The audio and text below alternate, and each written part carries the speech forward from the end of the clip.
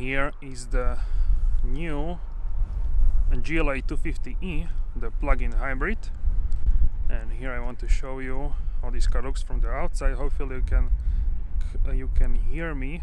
I have wind muff on the external microphone. This car here is in black. We have quite small wheels, but we have big tires, so this is very good for city. We have 235, 55, 18-inch wheels, and these are winter iSept Evo 3X from Hankook.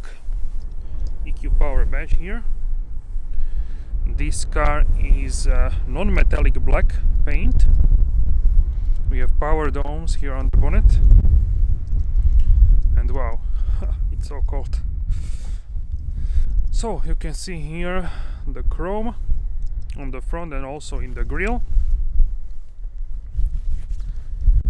and in the headlights we can see daylight running stripes in 2 stripes. This has LED high performance lights. There are also optionally available multi-beam LED headlights, so this looks quite good, I would say, for the GLA. It's pretty city standard spec.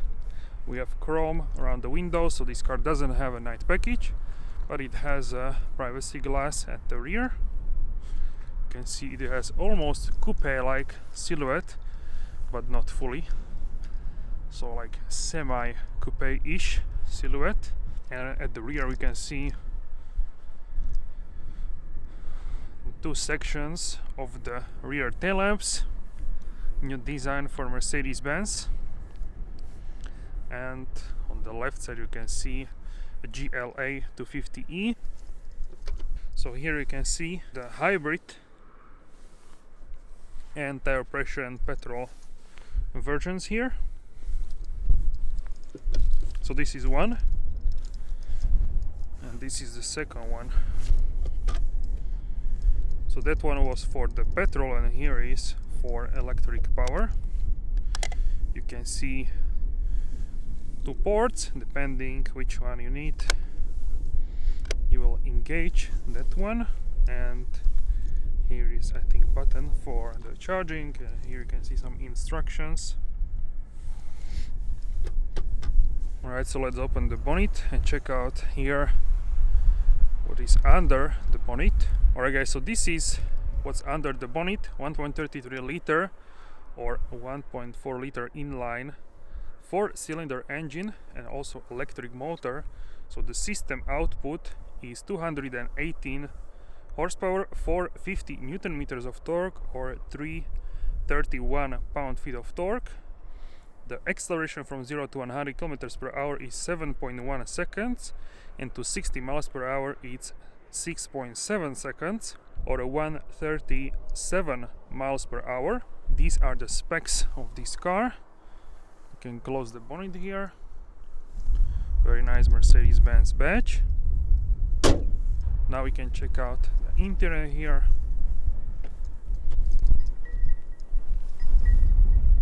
So here you can see we have Mercedes-Benz logo at the door sills. This can be also illuminated. And we have these comfort seats with these like stripes. These are fabric seats with Artico leather, which is man-made leather. And these are manually adjustable. We have also lumbar support here, which is electric. And here we have controls for the windows, some door pockets.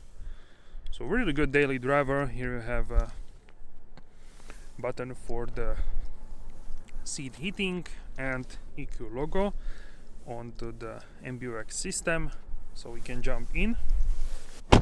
Doors have really good sound, and now you can see here you can start the seat heating. We have 3 levels, and we have this like decor.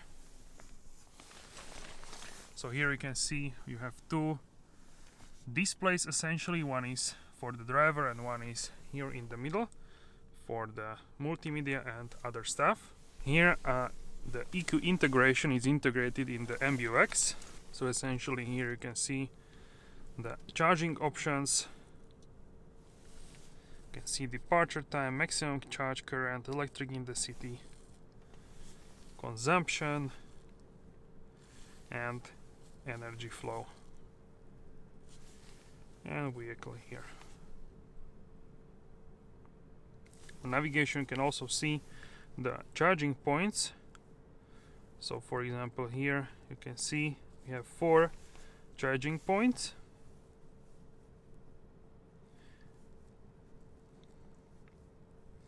And actually here you can see ultra fast charging.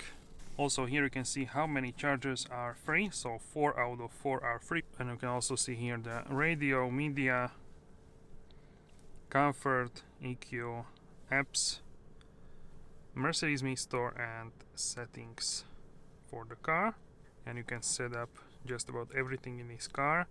You have ambient lights here. I think I can show that in the darkness. Alright, so these are the rear seats. You can see you have rubber here, so everything here is clean when you are driving. So if you go out from the car, you will not have dirty pants, so that's quite good. And here you can also see a middle armrest with hidden cup holders. And if I jump in, I have the seat set up how I usually drive. I have a lot of space here. So I'm 187 centimeters or 6 feet and 2 inches, and above my head I have just enough space, as you can see. I would say like 7-8 centimeters, around 3 inches, so plenty of room here in the back, even for adult people. So let's open the boot. The boot is electric here. So the boot has grown slightly. It has now 495 liters and previously 421 liters, and 85 millimeters wider compared to the predecessor. The GLA is also capable of towing, as you can see here. It has a tow hook, so you can extend it. It's half manual, half automatic. So the GLA 250E can tow 1,800 kilograms, so 1.8 tons, with braked trailer. And if you press again, it will just release. Okay. The boot is also electric, as you can see here. You have charging cables here, and this is like a home wall plug charger. And here underneath we have some tire kit and other accessories, and this is just my bag, so you can see how large is it. And here you can close electrically the boot. We are going to reset the fuel consumption. So we will start in electric mode. We have 100% charged battery here for the 250E. So this plug-in hybrid has 2 characters. So basically you have a petrol engine and also electric motor. And together you have 2 ways how you can drive this car. We will also test suspension, how it behaves, and right now I'm going to the city so we can test the range and ultimately how this car behaves, because if you want to buy this car, you will be, I think, interested to see how this car drives during city conditions. We have also rain today, also was snowing. Also with these pedals you can set the recuperation of the battery. So we started with 56 kilometers of range, and I'm quite interested how many kilometers we can get out of the 100% of the battery. So this plug-in hybrid has a 15.6 kilowatt-hour battery, and it also has DC charging, so fast charging via the CCS port, and you can also charge it obviously via the wall box or at home plug. So the charging times with fast charging with CCS is only 30 minutes, and you can see here augmented reality. So now I actually cannot see the traffic lights, but here on the screen I can see it very nicely, so I don't need to lean forward. So you can charge this for with 24 kilowatt current with DC charging, so direct current, in only 30 minutes. Wallbox, it can be charged 7.4 kilowatts for I would say 2 hours, and then at classic home plug it's 6 hours. So basically overnight you can charge it for 100%, and then you can go and drive this car for a whole day with only electric power if it's enough for your range, and if it's not, then the petrol engine can kick in and you can drive even further. So here you can see D+, or you can set it on D or D minus, or D minus minus. So on D minus minus it will really slow down. So it will it's called one pedal driving. So basically if you let your feet from the accelerator, the car will start not braking but recuperating, but the result of the recuperating is that the car will slow down in speed. Essentially we can say brake. And if you have D minus, that's like also recuperation but not as aggressive. D is, I would say, like normal petrol car. D plus would be, if you let it go, it will like glide a lot more than with classic petrol car.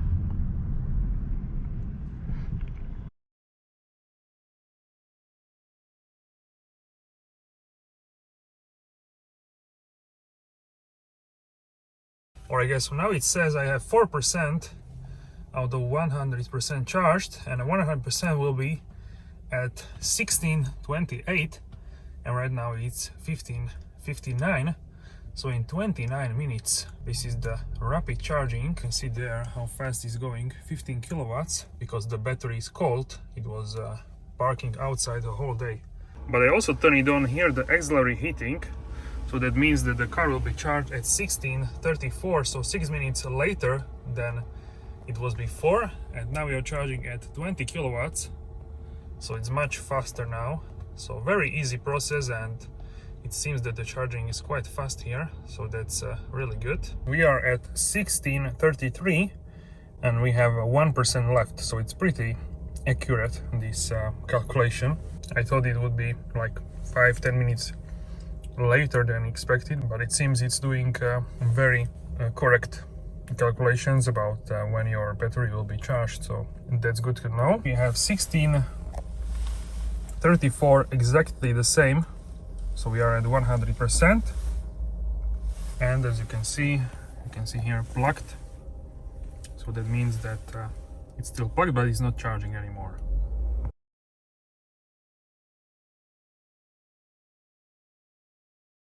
So yeah, I have the AC on, the AC is on auto, and also I have heated seats. So everything like I would drive normally a petrol car. So not trying to maximize the range. I will change probably between the D minus minus and D minus. So I'm not using acceleration like super slowly. I'm driving normally. So we can see real range. Also keep in mind it's it slows down quite aggressively, I would say. So maybe D minus is better. So we have winter, it's only 6 degrees Celsius. In Fahrenheit it's not freezing, but it's pretty cold. And in cold conditions, the range with the plug-in hybrid and EVs is always lower than claimed range. Also I turn it off, the seat heating, because it's too hot for me now. So yeah, I will just use it normally like I use every other car, so no special treatment, just because it's a plug-in hybrid. The driving is pretty smooth, suspension seems very comfortable, and pedal feeling is like very comfortably tuned. I have also full tank of petrol, of gas, so this adds a little bit of weight, but yeah, essentially we are doing a real world test, and we are driving at higher speeds. 90 kilometers per hour is the speed limit here, and I'm going between 75 90 depending on the speed limit and on the traffic. So this will come at the finish of my battery. So we have 27%, and already we did 30 kilometers on the electric range. So basically I will finish my battery here on this road, because that's how people drive, not only in the city with lower speed. So we shall see how many kilometers I will get. And also I was listening to the radio, so not no crazy measures to maximize the range. So basically that's it, and we are heading also to the highway to test how this car behaves when you have depleted your charge and what's the consumption, etc.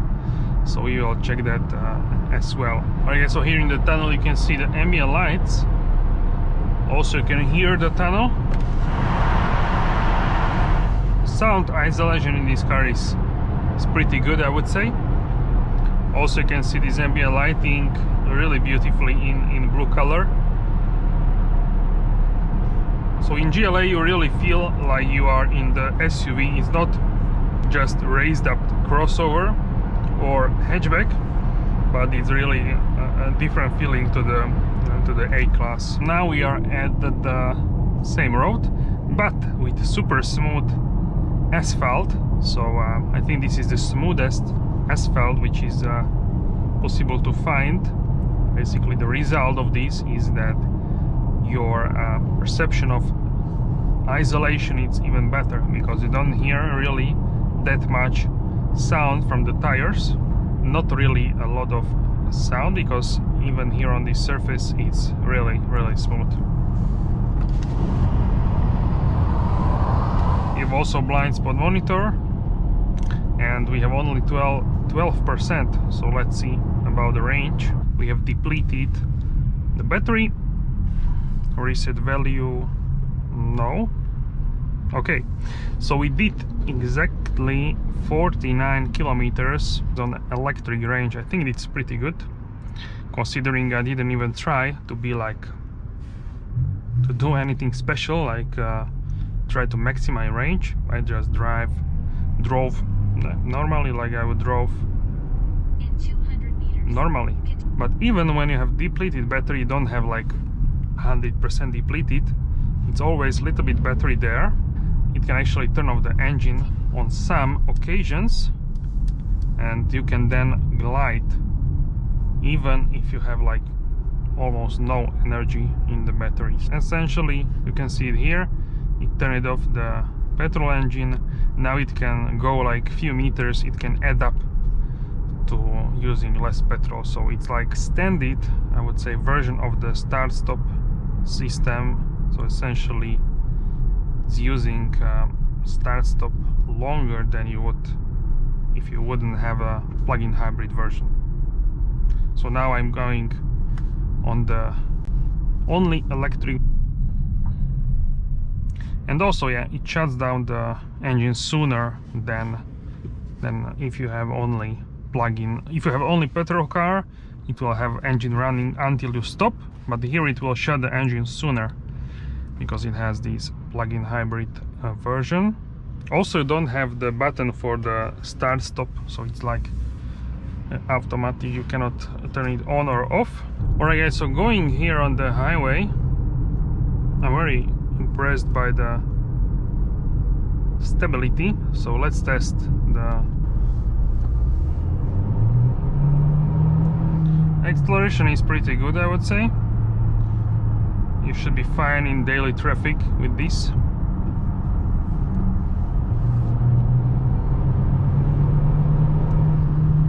We have also power from the electric motor, which helps you accelerate.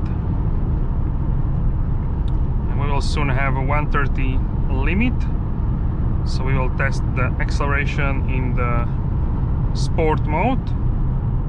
So let's slow down and let's go.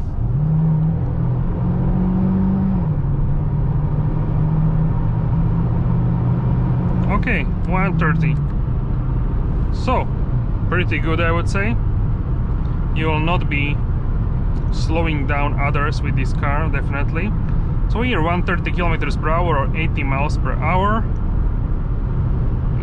I would say the noise from the wind is always higher coming into this direction, and always if you go opposite direction it's actually quieter. And I would say this is comparable to the A-Class. Always, if you are sitting always a little bit higher, if you have SUV, and you will always have more sound from the wind resistance. But ultimately, in terms of the SUV itself, this is very good isolated. Also, we have quite a strong wind today. But yeah, I think it's really good here on the highway. So now if I reset the consumption from start, we can test I will go into the comfort mode, and we can test the fuel consumption when the batteries are discharged.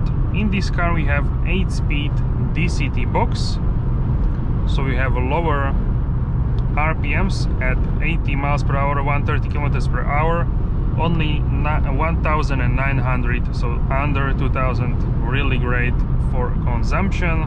I will check back and tell you the consumption. You don't hear any engine, nothing, just wind resistance. After 19 kilometers, we can say almost 20. That's like 14 miles, 30 miles. We have 7.0 liters per 100 kilometers. This is the fuel consumption here on the highway. So yeah, I think this is better than I expected. I expected around 8, maybe 8.5. We have also wind which is facing us, so yeah, I think this is really good considering everything. I'm satisfied with consumption. Acceleration from 60 to 130, so we can try that very soon. In sport mode,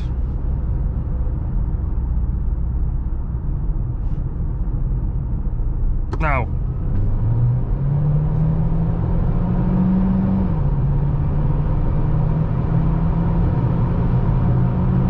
okay, also I managed to charge the batteries to 3%.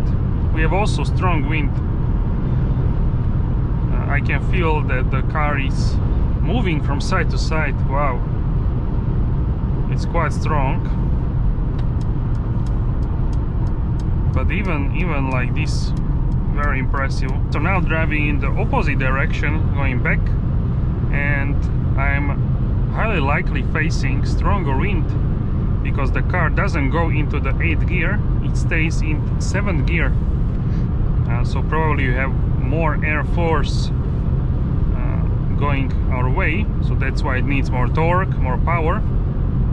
So that's why it stays in 7th gear, because if I shift into the 8th gear, it will tell me I should go into the 7th, and eventually it will go automatically into the 7th gear. It's very windy today, so that's why we have actually for 6 kilometers higher consumption.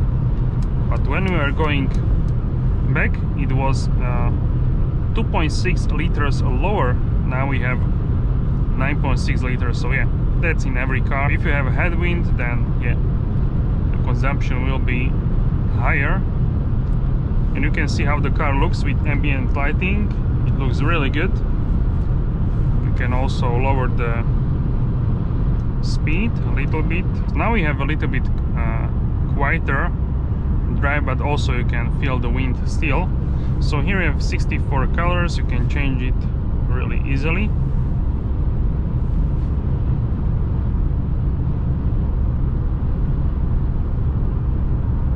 We have also multicolor options, so you have ocean blue, purple sky, red moon and other, like jungle green,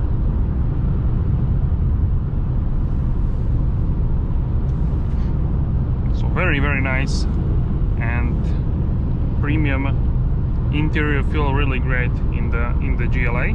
Alright guys, so thank you very much for watching, and let me know in the comment section down below what do you think about this plug-in hybrid, the GLA 250e, and if you would choose plug-in hybrid, petrol, diesel, or a full electric EV. So let me know in the comment section down below, and thank you very much for watching. Give this a like, subscribe so you don't miss any new videos, and guys, I will see you soon in the next video. Have a wonderful day.